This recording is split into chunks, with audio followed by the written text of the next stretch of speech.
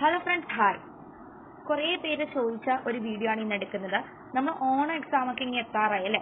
പക്ഷേ ഇതുവരെ നമ്മൾ +1 റീവാല്യൂഷൻ റിസൾട്ട് ഒന്നും ഇതുവരെ പബ്ലിഷ് ചെയ്തിട്ടില്ല. എൻ്റെയും ഒരു പ്രശ്നം തന്നെയാണ്. കാരണം എന്ന് വെച്ചാൽ നമുക്ക് റിസൾട്ടൊക്കെ വന്നത് നമുക്കറിയാമല്ലോ. അപ്പം റിസൾട്ട് വന്നത് കഴിഞ്ഞ മന്തിലൊക്കെയാണ്. അപ്പോൾ കഴിഞ്ഞ മന്ത് വന്ന ശേഷം നമ്മൾ ഉടനെ തന്നെ റീവാല്യൂഷൻ അപ്ലൈ ചെയ്തു. ജൂലൈ 10 നമ്മൾ റീവാല്യൂഷന് വേണ്ടി ഫീസൊക്കെ അടച്ചു. ഒരു പേപ്പറിന് 500 രൂപ വെച്ചാണ്. എൻ്റെ ക്ലാസ്സിലൊക്കെ 4-5 സബ്ജക്റ്റിലൊക്കെ കൊടുത്ത ആൾക്കാരെ എനിക്കറിയാം കേട്ടോ. അപ്പോൾ കുറേ സബ്ജക്റ്റിലൊക്കെ പ്രതീക്ഷിച്ച മാർക്ക് കിട്ടാത്തവർ ഒരുപാടുണ്ട്. അപ്പം ചിലതൊക്കെ ഫുള്ള് പ്രതീക്ഷിച്ചു, പക്ഷേ ചിലതിനൊന്നും ഫുള്ള് കിട്ടിയിട്ടില്ല, അല്ലെങ്കിൽ A+ പോലും പോയിട്ടുണ്ട്. അങ്ങനത്തെ രീതിയിലുള്ളവരുണ്ട്. പിന്നെ അതേപോലെ തന്നെ ചില സബ്ജക്റ്റിൽ പ്രതീക്ഷിച്ചതിനായിട്ട് 2-3 മാർക്ക് കൂടിയിട്ടുള്ളവരുണ്ട്. അങ്ങനെ ഞാൻ കണ്ടിട്ടുണ്ട്. എൻ്റെ ഒരു ഇതിൽ പറയുകയാണെങ്കിൽ ഞാൻ പ്രതീക്ഷിച്ചതിനും ചില സബ്ജക്റ്റിൽ മാത്രം കുറച്ച് കൂടിയിട്ടുണ്ട്. പക്ഷെ ഞാൻ പ്രതീക്ഷിച്ചതിനെക്കാട്ടി കുറച്ച് സബ്ജക്റ്റ് ഉണ്ട്. അപ്പോൾ അതിനെപ്പറ്റി ഞാൻ വേറൊരു വീഡിയോ സെപ്പറേറ്റ് ആയിട്ട് ചെയ്യാം. എന്തൊക്കെയാണ് അതിന് ശ്രദ്ധിക്കേണ്ടത് എന്നൊക്കെ ഉള്ള കാര്യങ്ങൾ ഞാൻ ഒന്ന് പറയാം. ഓക്കെ, അടുത്ത വീഡിയോയിൽ പറയാം. ഇതൊരു ലോങ് ആവാത്ത രീതിയിൽ, ഈ ഒരു വീഡിയോ ലോങ് ആവാത്ത രീതിയിൽ പറയാം. അപ്പോൾ നമ്മുടെ ഇന്നത്തെ സബ്ജക്റ്റ് എന്ന് പറയുന്നത് ഓണം എക്സാമിന് മുമ്പ് എത്തുമെന്നാണ്.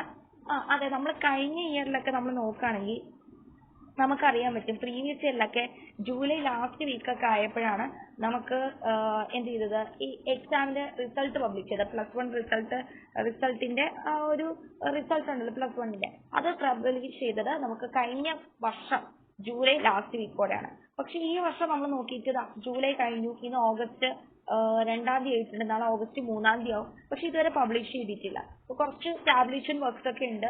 റീവാല്യൂഷൻ ക്യാമ്പൊക്കെ പൂർത്തിയായിട്ടുണ്ട്. ഒരാഴ്ചക്ക് മുമ്പ്, അതായത് കറക്റ്റ് പറയുകയാണെങ്കിൽ ഇപ്പം റീവാല്യൂഷൻ ക്യാമ്പ് കഴിഞ്ഞിട്ട് ഒരാഴ്ച, കറക്റ്റാണ്. ഒരാഴ്ചക്ക് മുമ്പ് തന്നെ റീവാല്യൂഷൻ ക്യാമ്പ് കഴിഞ്ഞിട്ടുണ്ടായിരുന്നു.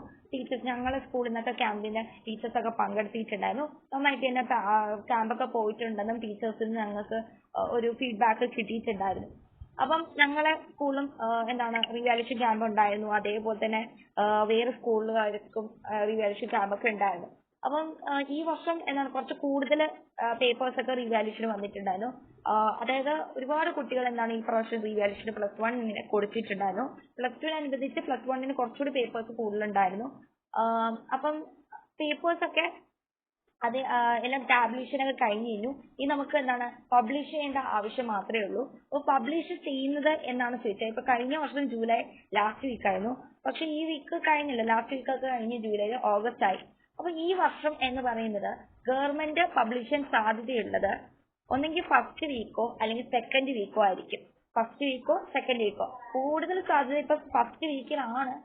ഫസ്റ്റ് വീക്ക് തന്നെ നമുക്കൊരു വർക്കിംഗ് ഡേ, ചിലപ്പോൾ ബുധനാഴ്ചയോ തിങ്കളാഴ്ചയൊക്കെ പബ്ലിഷ് ചെയ്യാം, അല്ലെങ്കിൽ വെള്ളിയാഴ്ച പബ്ലിഷ് ചെയ്യാം, അല്ലെങ്കിൽ സെക്കൻഡ് വീക്കിലായിരിക്കും എന്ത് ചെയ്യുന്നത് പബ്ലിഷ് ചെയ്യുന്നത്. അപ്പോൾ പറയാൻ പറ്റത്തില്ല അതെപ്പോഴാണെന്ന്. പക്ഷേ ഒരു ഫസ്റ്റോ സെക്കൻഡ് വീക്കിനകം എന്ത് ചെയ്യും, ഉറപ്പായിട്ട് പബ്ലിഷ് ചെയ്യും. അപ്പം പേടിക്കേണ്ട ആവശ്യമില്ല. ടാബ്ലേഷൻ വർക്കൊക്കെ കഴിഞ്ഞിട്ടുണ്ട്. പെട്ടെന്ന് തന്നെ സൈറ്റിലൊക്കെ നമ്മൾ റീവാല്യൂഷൻ്റെ റിസൾട്ടൊക്കെ പബ്ലിഷ് ചെയ്യും.